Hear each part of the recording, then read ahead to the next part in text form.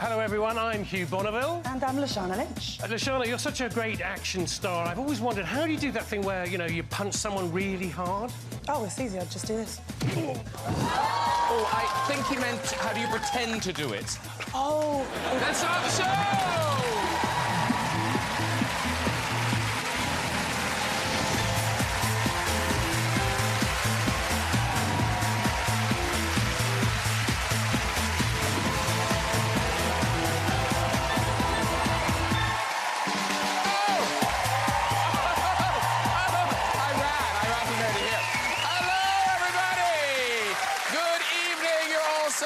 Welcome to the show. Oh, what a week it's been. Oh, it was the Tory conference, ladies and gentlemen, and that was as exciting as it sounds. Here's the reaction to Health Secretary Theresa Coffey giving her speech. Ooh, riveting. Coffee was supposed to keep you awake. Here's Prime Minister Liz Truss leaving Number 10 to go to Birmingham. Nope, my mistake. She's doing a U-turn. That's her going back in again. Here's Liz with Chancellor Kwasi Kwarteng at the conference. Oh, get a room, you two. She's just gazing lovingly into his ears. Oh, look, I can see daylight. Liz gave her speech to the conference on Wednesday. That's this year's slogan, of course, getting Britain moving. Sounds more like a slogan for a laxative, doesn't it? Liz really had to deliver in that speech, and to be fair to her, she gave it 110%, which coincidentally is the new mortgage rate. Yeah, it is. Hey, let's get some guests on! Later, we'll have musical chat from UK Eurovision star Sam Ryder is here! But first, he's the double BAFTA-winning grime artist turned TV chef. It's Big Zoo! Oh, yes, it is! Hello, son. Lovely to see you. Have a seat, too. And Big Zoo. She's gone from Captain Marvel to James Bond to the acclaimed new action epic, The Woman King. It's Lashana Lynch. Woo! Hello. Oh, my God. Lovely to see you. Lashana Lynch, are you ready? She's the Olivier Award-winning actor, Oscar-nominated star of Phantom Thread and the sitcom Mom. It's a first-time welcome to the great Leslie Manville! Woo! Hello. Good to see you. Oh, we're hugging. Okay, have a seat, dude. It's up to John there.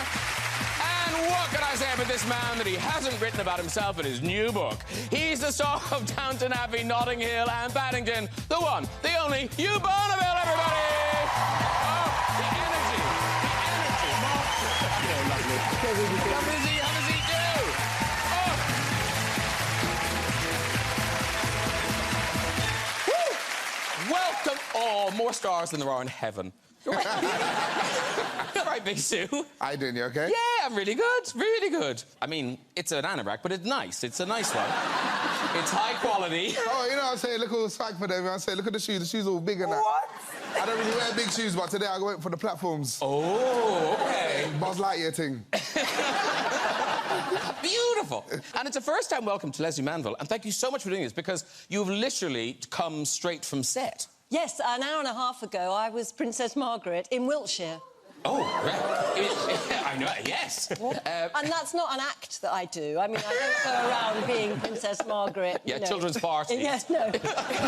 I was bona fide being her. This is the crown? This is the crown, yeah. OK. Yeah. So, do you see her out, if you know what I mean? Yes, I do. Oh, OK. Yeah, yeah, the older Margaret. OK. So I will bid her farewell. We all will. Yes. Yes. When's that happening, by the way? When will the crown be on the telly?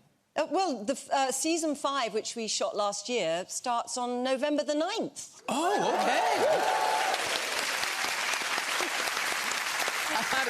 Welcome back to Lashana.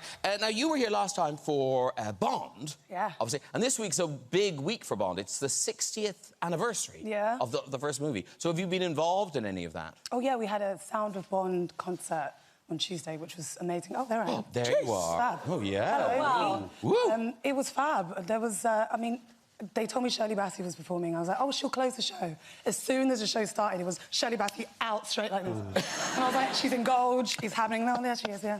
Fabulous. It was amazing. It was amazing. Of course, I have to say, Lashana, not the only Bond star on the sofa. Do you know this? No, I don't. I'm ready. You? Bonneville. Which one were you in? Well, it was glamorously called, when I first read the script or the scenes, Bond 18, and it turned out to be called Tomorrow Never Dies. Oh, wow. No. I think we've got a picture of you in Tomorrow Never Dies. There we go. Yes! Pillsbury dough man, really, isn't it? I mean, it does look like Tomorrow Never stops eating, but... Oh, my God. That's uncalled for. No, you look so lovely now. Yeah, we can laugh at this. We can laugh at this now. Yes. What? Do you remember your lines? I had one. I had two, but one got cut. OK, you might have to help me here. Sir, AWACS report 2 waves of land-based MiG-21s inbound. They should be on our screens in 2 minutes. Very good.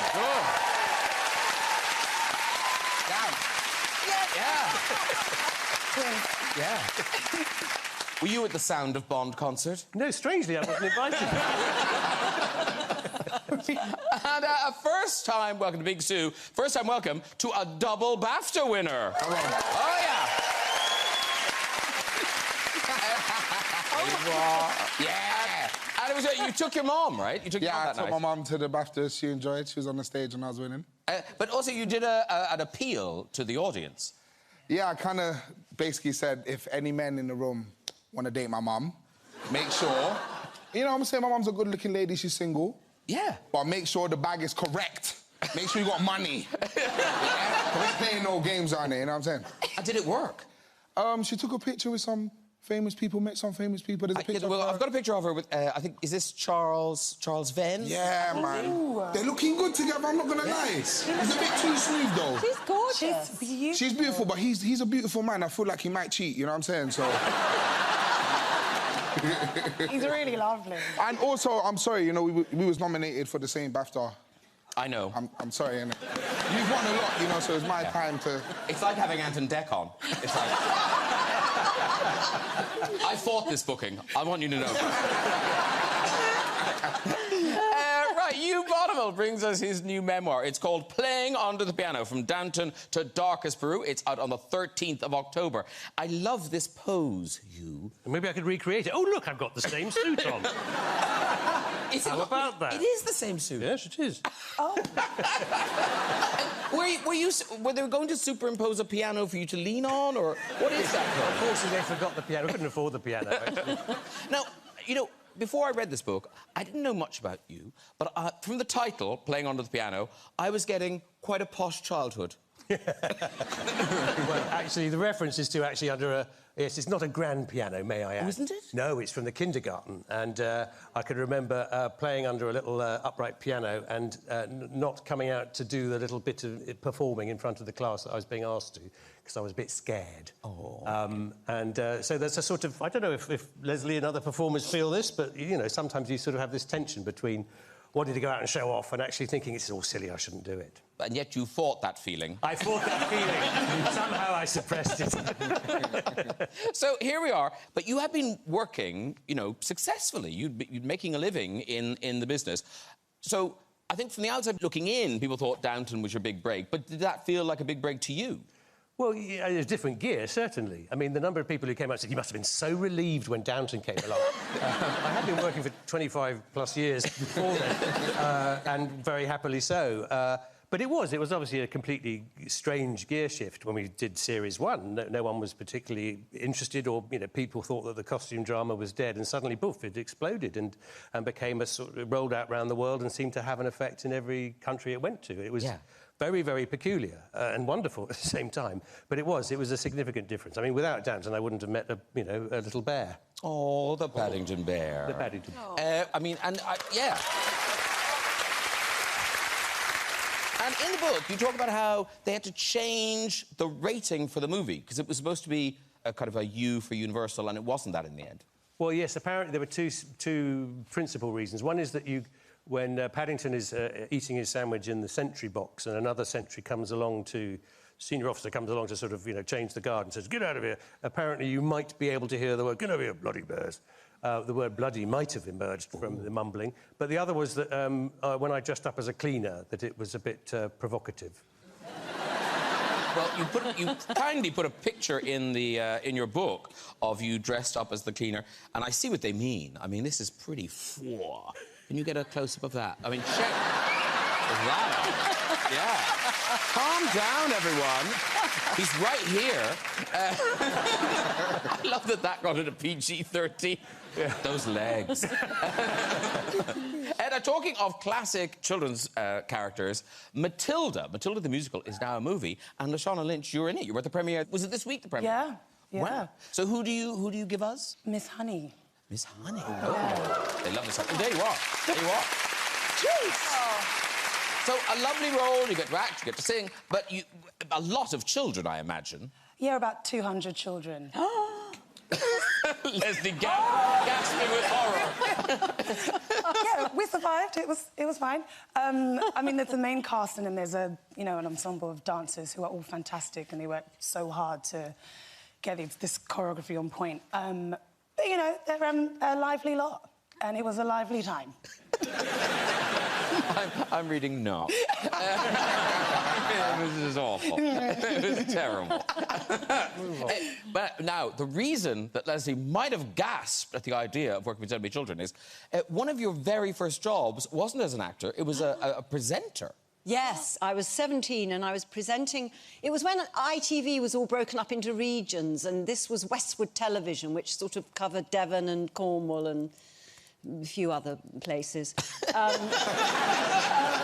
The programme was called Young Eyes, and it was like a Blue Peter type programme, but we had to film it as if it was live, even though it wasn't live, because they quite literally didn't have an editing machine at Westwood Television. Yeah. So I would do all these interviews, and I was pretty good at it, Graham. I mean... All right, back off. Big Zoo's already got the BAFTA. It's true. But one week, I got this little boy who was into speleology, which is cave digging and diving and all of that stuff. In the rehearsal, he was fantastic. So it's a 7-minute interview. He was about 8, 9 years old. So then we go live, as it were, and I ask him all these questions about speleology and do you this and do that, and he just went, yes. Yeah, and? Another question. No. It was awful. I mean, do you ever have that problem? I do, but happily I've got some other children on the couch. I can turn to. I mean, I take my hat off to you, because it's not easy, is it? And I haven't done it again since. OK, good. Keep it that way. But actually, Big Zoo, you've worked with young people. You did the Young Chef show, hungry for it. Yeah, working with 10 young up-and-coming chefs. Yeah, OK. See us there, me, Stacey Dooley, Chef KK. OK. We got Stacey. Now, it was a beautiful show. The young people were amazing. I had to get into my Gordon Ramsay bag. But I wasn't swearing at them, calling them little shits. I was actually nurturing them to become great human beings. You look easily impressed, Big Zoo. Burger! Burger! Eaten buns!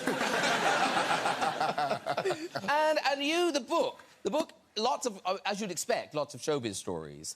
But also, it's really lovely about your parents.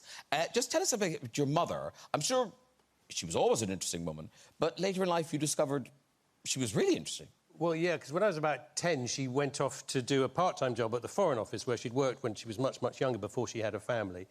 And my dad would drop her off at work at this building in Lambeth, and he'd go off to the hospital, and sometimes I went with him or whatever. And then cut to years later, when they were both well retired, and I opened the paper one day and it said MI6 building to be sold, and I thought, that's Mum's workplace. And so I phoned her up, and she was in the garden, and she went, hello, dear.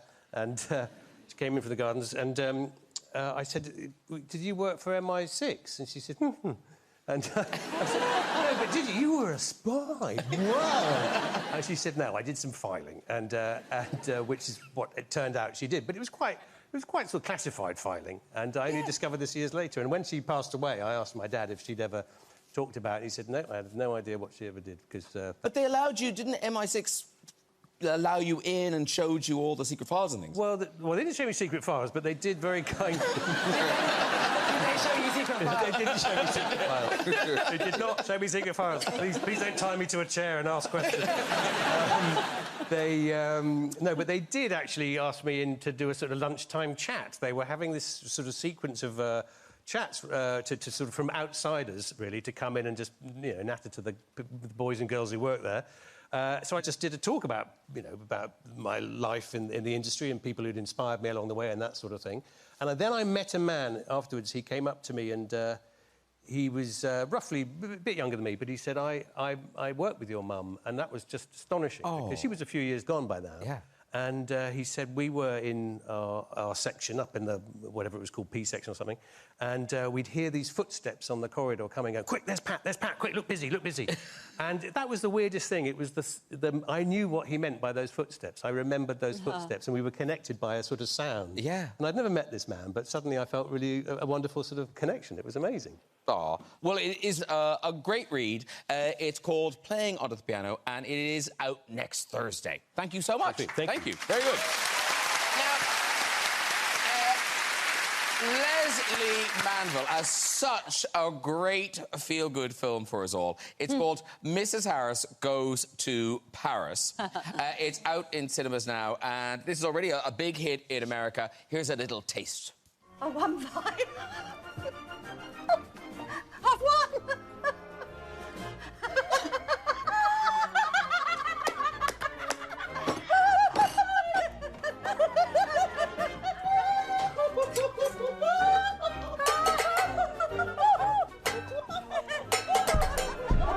You want to make nice to her? She's only gonna won the pools.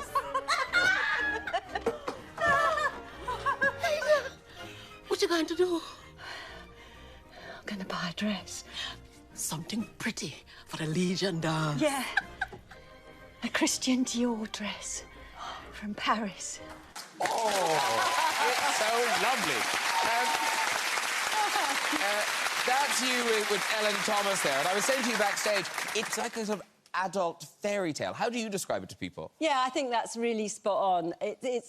I've been saying it's like a musical without the music. You know, it's gorgeous. It feels like the soothing balm that we all need at the moment. It's 2 hours of absolute gorgeous escapism, and everyone I know in my life, as well as the general public, but lots of people I know in my life who I sort of thought, oh, I wonder what they'll make of this film. You know, maybe it's a bit too feel-good. And they've all just said, oh, I couldn't stop crying. This is so good. So people are liking it, which is great. And so basically the plot was in that clip. Yeah. Mrs. Harris Goes to Paris to buy this fabulous dress. Yeah, the clue's in the title. Yes. And the idea of going to Christian Dior and buying this dress, so it's not just a dress. There's so many beautiful clothes in this film. And are they reimaginings of what Dior dresses would have been, or are they the actual dresses, or how did it work? A bit of a mixture, but that period for Dior was iconic. It was called the New Look, and it was post-war, and fabric was a bit more available, and so Dior was celebrating that wonderful, if you've got it, that female shape of the little nipped-in waist and all of that. It was just, it's sumptuous. And have any of the dresses ended up in Chez Manville? No, but I did get Ada's hat. Oh. Which is a bit different. Thank you very much. No, I mean, you'd like to think that you can go around taking those things, but you can't really. But I did keep... Ada's got this little felt hat that she wears in the film, so I kept that. And, Lashana, you are fast becoming a sort of fashion icon. Your red carpet looks are... they're fabulous. Tonight, you know, that's your Bond premiere. And I just wonder, like, are you one of those people, do you just rock up and go, yeah, I'll put that on? Are you really involved in all these looks? Oh, no, I'm really intentional. I wish I could just rock up. I wish I found it that easy. But this one in particular, I wanted to have a hand in it because it was a special moment for me to celebrate my culture. So this is the Jamaican flag, basically. It's black and green, and that is our national bird at the back. So Vivienne Westwood was really happy to be able to collaborate with me, and I was really proud of it. And, you know, I was teasing you about your anorak earlier, but let's have a look at you on the red carpet of the BAFTAs. Come on. On the we was on the same wave. You know what I'm saying? I thought, you know what? I don't really wear suits, so I'll wear Stoney. Get the badge in. Was it new? Did you buy it for the BAFTAs? Yeah, come on, it was fresh, man. It was fresh. OK. It was fresh. I love it. I want to do that. That's how carefree I want to be. Listen, I was just vibes and I thought, you know what? If I can wear Stoney and win 2 BAFTAs, you could do anything. Yeah. I'm turning up in the tracksuit next Yeah, time. that's it. And those are new trainers as well, aren't they? Come on, look at LVs and that. I'm not here to teach the world style. I just cook. Yeah, that's it. I'm a chef. Anyway, here you are. Here you are, Leslie Manville, movie star now, movie star. And yet, theatre, you love theatre. I mean, you have dedicated your life to the theatre. Is that fair to say? No, it is. And I do honestly believe it's where I learnt it all. Because on stage, nobody can edit you. They can't make you look better than you are. You know, the audience can look wherever they like. It's not a director's cut with shots and edits. So it's very... And you're on your own, aren't you? I mean, you have the rehearsals, but night after night after night, you've got to go out there and be it and sell it, and it's very exposing. I saw you years ago. I saw you in The Cherry Orchard with Dame Judi Dench. Did you? With Sam Mendes, the child Sam Mendes directed. Oh, look at me. Oh, God, that's depressing. No! I'm touched by time. And Dame Judi Dench, she has a reputation for being quite naughty. Naughty? That woman should be locked up. I mean, she is... I mean, she's so naughty. Do you want to know what she did to me? Yes, I do. So there's a moment in The Cherry Orchard where my character was on stage on their own for a short time. Judi Dench is in the wings trying to make me laugh, trying to corpse me, which is... Yeah. Try to make me laugh. And she's... How can I put this? She's pretending that she's being pleasured by somebody from behind. So,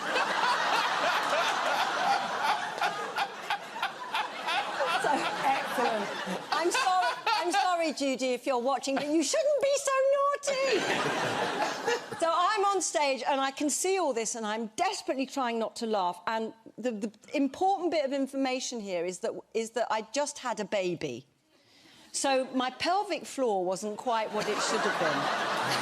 Now, I was wearing a long dress, but Judy made me laugh so much that I wet myself. And it gets worse, because the stage was raked, which means it's not... So I watched my piss trickle down.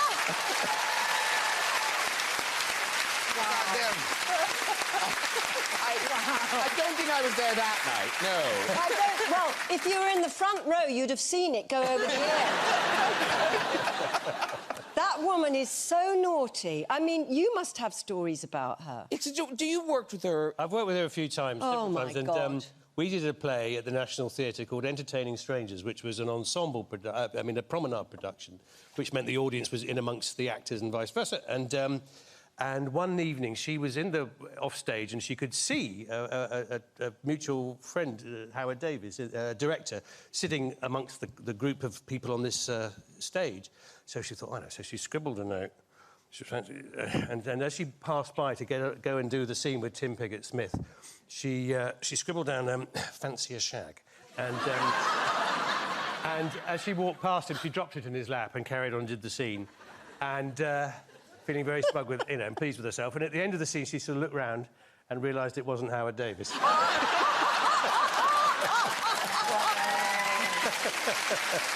so good! Well, if you're looking for a good time in the cinema, Mrs. Harris Goes to Paris is out now. Lashana Lynch brings us a very different film. This is called The Woman King. It is out now, already been #1 at the US box office, and here is a taste of what to expect. You are called to join the King's Guard. No kingdom in all of Africa shares this privilege. Train hard, fight harder. We fear no one. And we fear no pain. I offer you a choice. Fight or we die.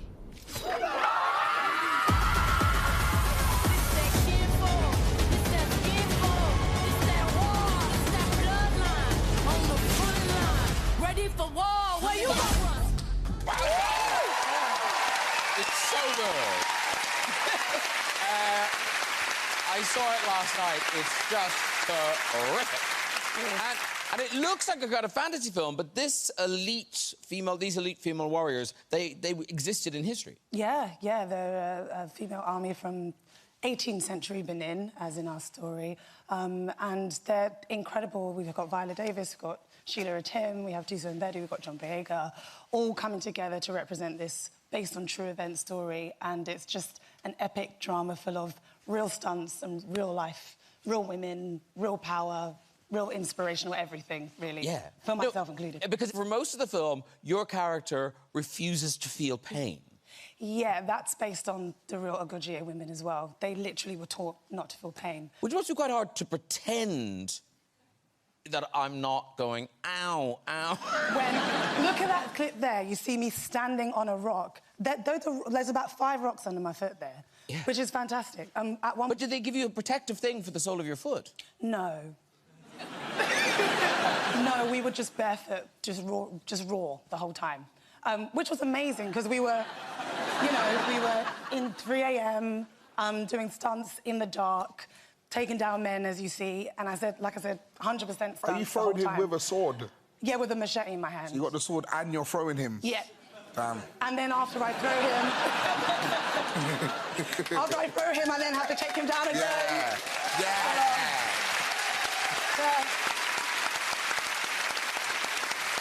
Very good. And because you've done things like Captain Marvel and particularly, James Bond and stuff, were you ahead of the game? Were you ahead of the class? No. I thought I would be. Oh, really? I wasn't ready, I'm not going to lie. I thought that having done a couple of stunts that I'd be able to just go in and just springboard off experience, but this was 100% stunts. And Gina Prince-Bythewood was really determined to have us just come in, and she even joined us with training, which was amazing.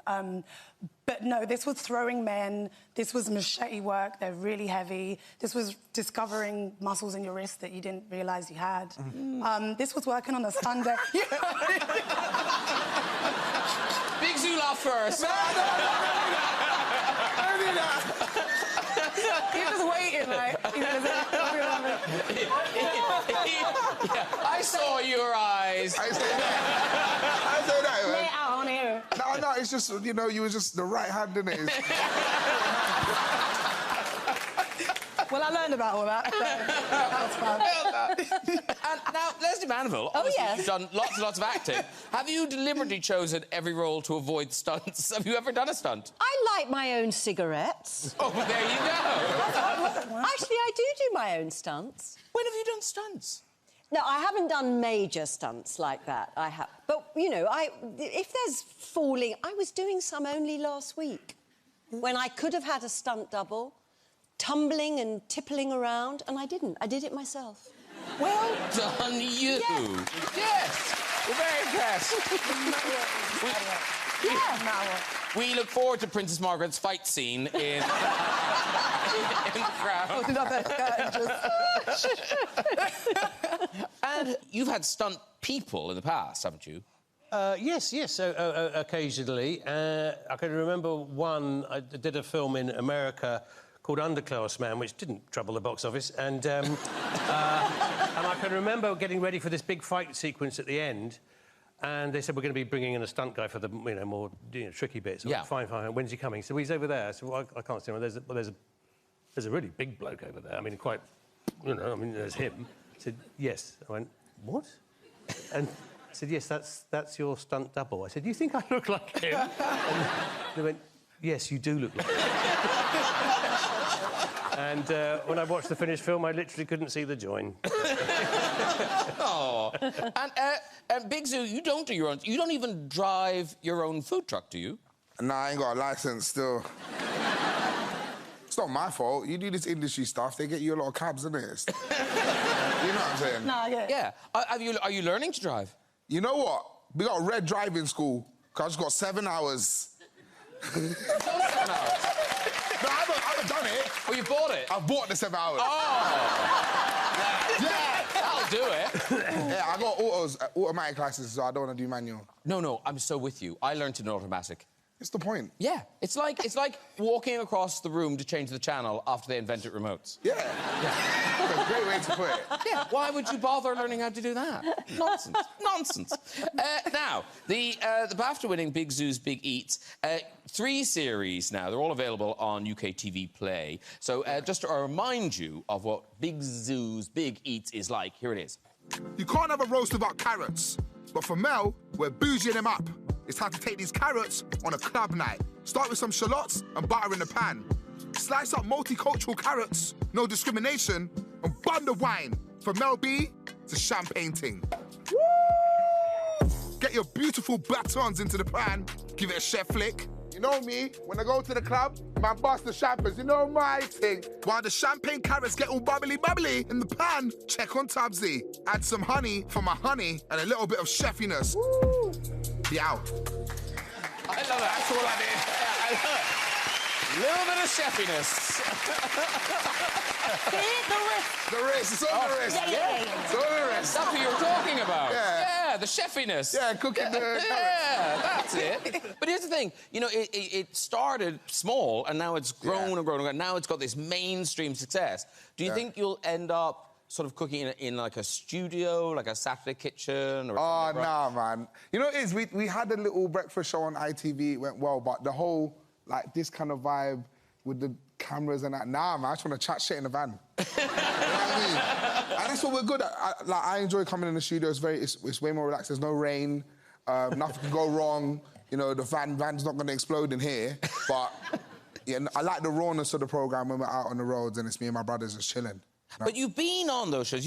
Was it Sunday Brunch you did? Yeah. I've done Sunday Brunch a couple of times. OK, did you cook? I've cooked a couple of times, yeah. It's gone all right. It's very nerve-wracking cooking live. You know, when you cook live, there's too many things. Someone's in your ear talking rubbish, and you're like, bruv, let me just flip the pancake. But when I went on Sunday Brunch last time, Michelle Roux was there. Oh, yes. Big Michelle Roux, you know, big boy chef. Yeah. He cooked me a soufflé. Very dead. Not gonna lie. You can't say that. Why can't I say that? Michelle Roux. Why? Look, I come from rap, where there's battle rap, yeah? I think with chefs, there should be battle chefs. I want to battle Michelle Roux.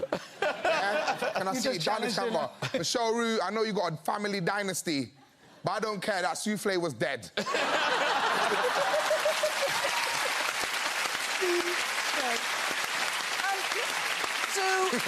So how did all of this happen to you? Because you mentioned rap there. Like, music was the thing you're supposed to be doing. How did this come along? I started cooking when I was like 9, 10, when my mum was pregnant with my little brother, because I wanted to help run the house. Come on. Yeah. And then, being a young fat man, I stuck with it. Look at me now. Look at me now!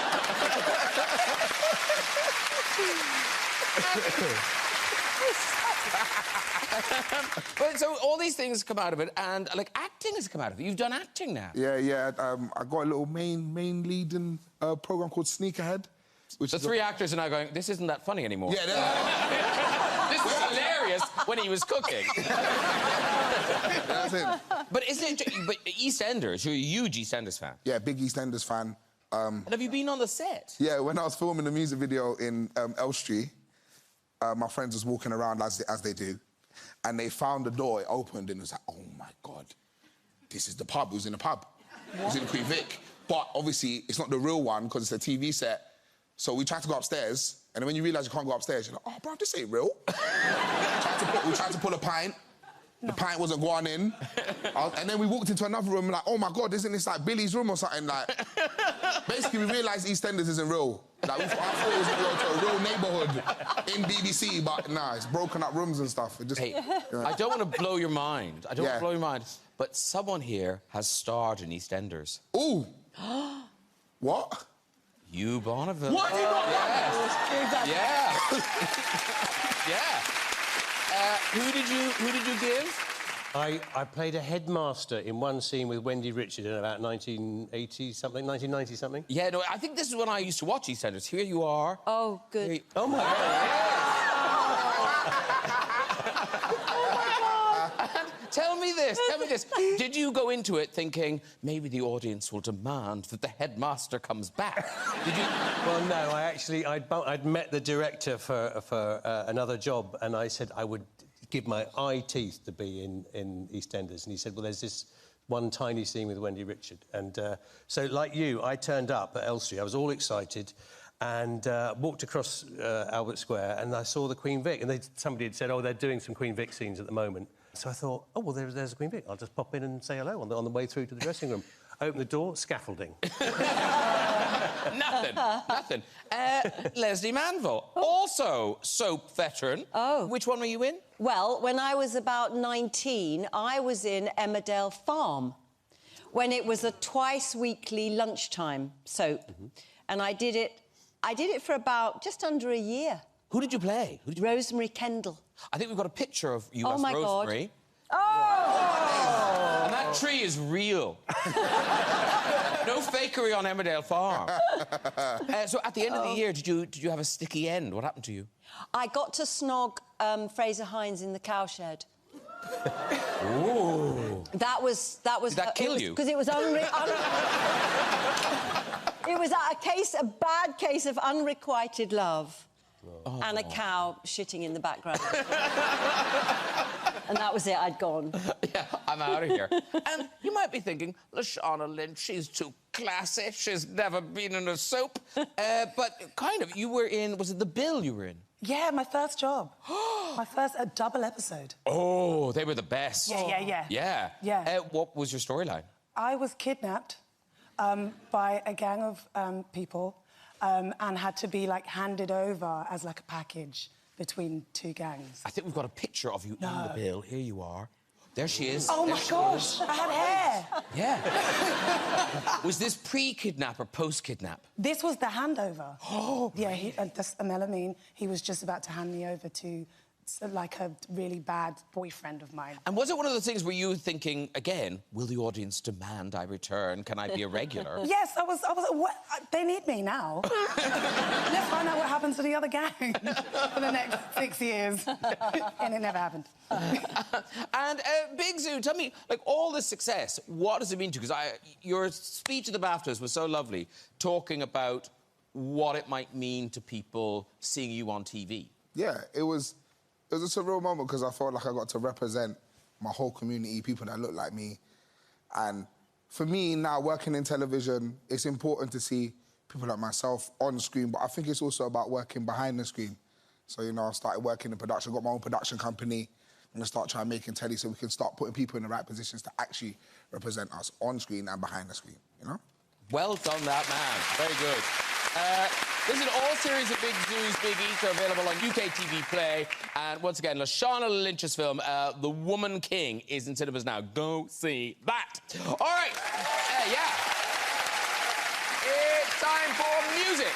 This British singer-songwriter has had an incredible year, swapping TikTok for Eurovision. He scored the UK's best result in over 20 years. Here performing his latest single, Somebody, it is Sam Ryder!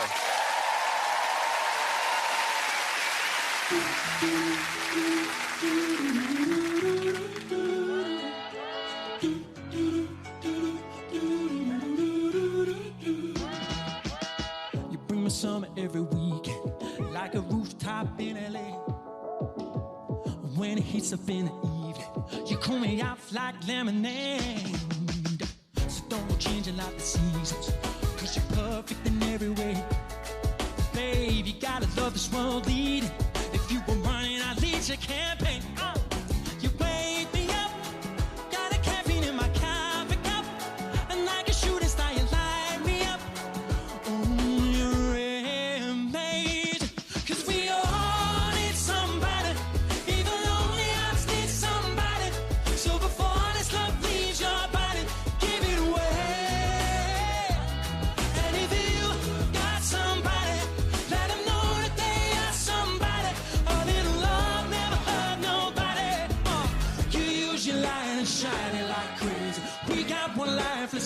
it amazing. I love you, baby, no, that ain't changing. You got somebody who loves you.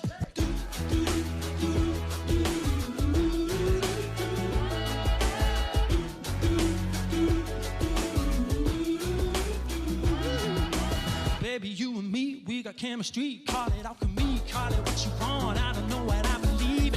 What a time to be living and breathing. And I got a feeling that we're here for the same thing. Wake me up, got a caffeine in my coffee cup. And like a shooting star, you light me up. Oh, you're amazing.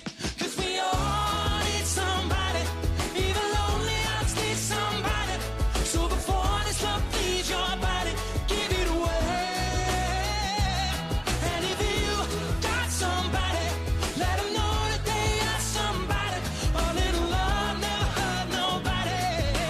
You use your light and shine it like crazy. We got one life, let's make it amazing. I love you, babe, you know that ain't changing. You got somebody who loves you. You got somebody who loves you.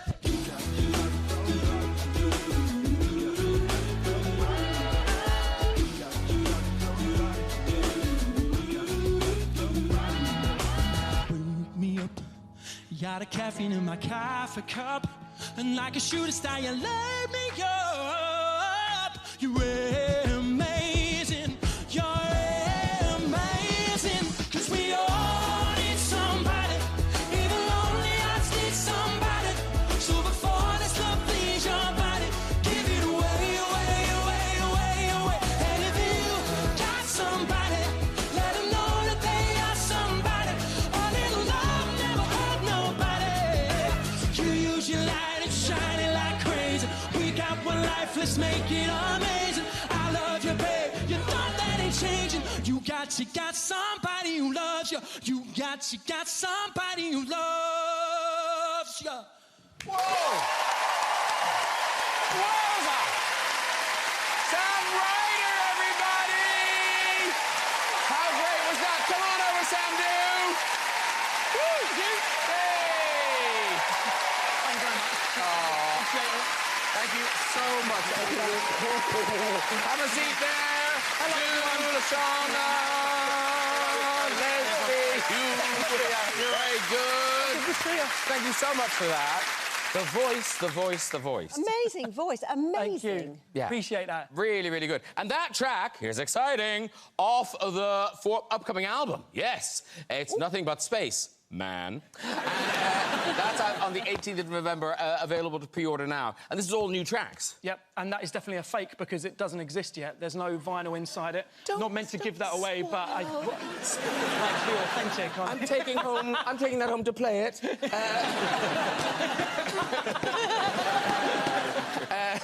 Yeah, but it looked like that. I don't even have one yet, so I'm surprised to see it. That's the first I've ever seen of it. It looked like that. It looked something very like that. Yeah. So, normally, you would have been on the show before Eurovision, but we weren't on. So, congratulations, because you've taken the curse off it. You know, Thank you. You've made it cool again. But you live in the world. I do. Yeah, I you do. know, whatever about the space. You're here, so you knew the vibe of the UK and Eurovision. Yeah. So, what was going through your mind when they said, "Do you want to do it?" Were you really gung ho? Well, I've always been a fan of it, so to be asked to do something that you like in the first place, to not do it seemed a little bit, I don't know, the wrong energy. Yeah. Just because you're scared of coming last or something, it shouldn't stop you from... Maybe it should, but... No, but I love that you said you said a lovely thing about loving music more than fearing the competition or something. My enthusiasm is greater than my fear for something like that. Like, I love Eurovision. It's bonkers. It's wonderful, and it brings us all together in a world that all too often pulls us apart, right? And to say no, I don't want to do it because I'm scared of the outcome. Like, you're not really a fan of Eurovision in that case, because it's not about where you come at the end of it. Well, honestly, I think you've changed everything. It is really... You did an amazing job for you changed everything. Yeah. But now, here's the thing. Of course, Eurovision is going to be here. So will you be playing a part in the show in Liverpool? I don't know. I haven't got a clue. No, you have to. I want to be there because it's going to be just incredible, I think. So, I don't know, I might be giving out tickets at the door. Catching up the till. No. And, but we have to check your availability for Eurovision because you're on tour. Yes, yeah, heading out on March, that's it, shortly after the record comes out. And it's like the biggest tour we've ever done. So this is the amazing thing, right? Like Eurovision, you have no idea what it's going to do, but the doors and opportunities it's opened. Like the other week, I was playing with Queen, and they're like my absolute heroes. I can't explain what they mean to me as a singer, or probably all of us, right? Queen and bands like that, they're like they bring us all so much joy. So like, yeah. And actually, I meant to say to you earlier, Sue, have you stopped music now for the TV and the cooking? Nah, I'm still recording. Oh, OK. Yeah, I know. Everyone's on me. Man. Everyone's on me. They're like, Zoo, why are you not trying to rap? You're just trying to cook chicken. But I'll be back. Yeah, I can sing like Sam as well. Yeah. Don't make me sing a ballad. Nah, I'll try. No, duet. That's what we want in our future. Soon come. Yeah. Big Zoo, Sam Ryder. You do the great facial expressions when you sing. You do the... It's because the suit is tight. And thin as well. You wear it well, sir. Thank you. You wear it well. Thank you so much for that performance. Good luck with the album. Good luck with the tour. Sam Ryder, everybody!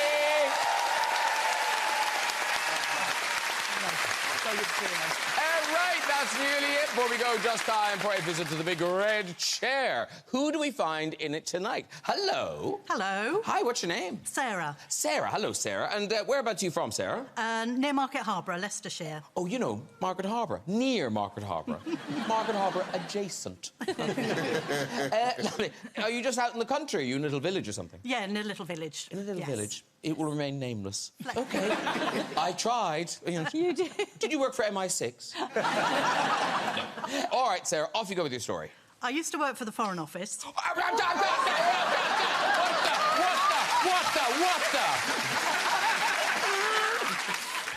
the? Go on. Anyway, so I was at the British Embassy in Montevideo, Uruguay, and one of my jobs I had to cover for the accountant one time, and I had to go to the bank and cash some cheques and get some money. And while I was in there, 2 armed robbers came in and bundled us all into the corner. There was a lot of crying, not me, but a lot of people were crying and upset, and I was trying to sort of help people around and, you know, do my consular thing. And eventually the robbers found what they needed and ran off. The police came, and it took forever and ever to answer all their questions. Meanwhile, eventually I got out, and I was like, oh, and I was a little bit nervous and a bit sort of shaken myself. Yes, and I thought, well, do you know, I've done my bit. The ambassador will be so proud of me. You know, I've helped all these people. There'll be a cup of tea. Maybe there might even be a gong or, you know, an MBE. Who knows, you know. Anyway, I got back to the embassy. Shut. Everybody gone home. I found out the next day our driver had messaged and said, she's held up at the bank. She won't be back early, so you might as well all go home. So, and I was like, I was held up at the bank, you know, properly held up at the bank. No tea, no nothing. You deserve to walk. You deserve to walk, Sarah. Well done. A bank robbery. I mean, that is a better class of story than we're used to. I mean, normally there's some dog poo involved or something, but no. All right, that really is all we've got time for. If you'd like to have a go in that red chair and tell your story, you can. Just contact us via this very website. Please say a huge thank you to all of my guests tonight. Sam Ryder! Big Zoo! Lashana Lynch! Leslie Mandel! And you, Bonneville!